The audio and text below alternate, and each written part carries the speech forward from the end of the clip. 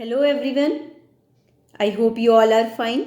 So in our today's session, once again we will study about the colloids. So in our today's session, I have brought few examples of colloid which you have to understand, which most probably found in our surroundings. Okay. So the first example which I have written, blue color of the sky. So as we know that the blue color scatter most, so in our air, dust particles are mostly suspended with the help of water molecule. So actually what is present in air?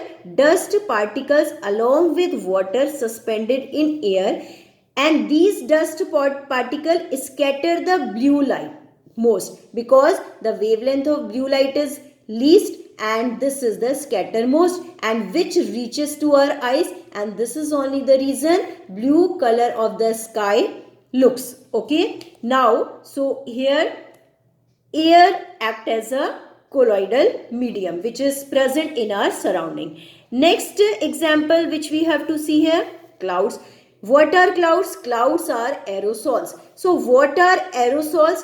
Aerosols, it is a special type of colloidal medium in which dispersion medium is to be air, and dispersed phase can be of anything, but here in the clouds dispersed phase it is of water droplet. So in the clouds water droplets are suspended in the air. Air is a dispersion medium, dispersed phases, water droplets, and they form the cloud. So clouds are the aerosols having the small droplets of water suspended in air. This is the another example of colloid which most probably present in our surrounding. Okay. Next is of blood. Blood is a colloidal solution of albuminoid, and its stoppage or its flow can be stopped on applying ferric chloride. So ferric chloride, what it does, it stop the flow of water blood. Okay, so now due to the phenomena of coagulation, because it stops the movement of blood particles or the colloid which is present in the blood, and it causes the phenomena of coagulation, and finally the clotting of blood takes place. Blood is also a colloids. Okay, that we must know that. Next, I will discuss the few articles that most probably which keep on using in our daily life. First is of milk. This is a form of colloid. Actually, we call it, this is emulsion. Emulsion is also a colloid, and here the dispersed phase and dispersion medium both are liquid, and in milk dispersed phases oil and dispersion medium is water. Here water is present in large extent. Butter, ice cream, fruit juices, if you will see the fruit juices, they are not completely transparent. Okay, so we can see there and we can observe all the fruit juices are colloids. Okay, now here we have to discuss about the formation of delta.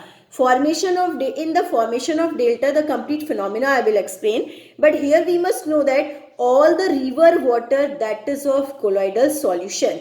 In the river water, mud act as a colloid. Okay, so here I have written for you, river water is colloidal solution of clay. Clay, that is a form of mud, and that is of negatively charged. Here especially I am mentioning it, that will help you to understand the phenomena of formation of delta. Okay, sea water contains the number of electrolytes like NaCl.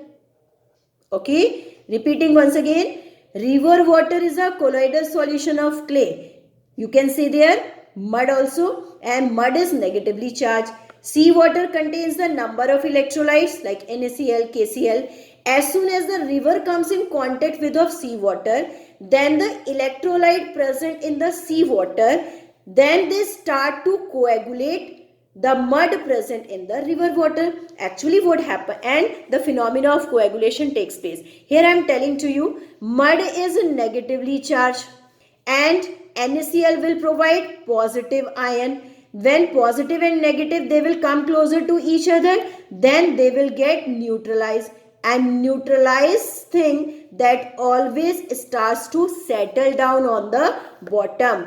It will start to settle down on the bottom, and that's only the reason deltas are formed where the river water and the sea water come in contact with of each other. Okay, so that you must know that here the process of coagulation is taking place in the formation of deltas. Except these, fog, mist and rain are the best examples of colloid which most probably present in our surrounding. So I think you all have got it. What are the colloids most probably present in our surrounding? Okay, that's all for today.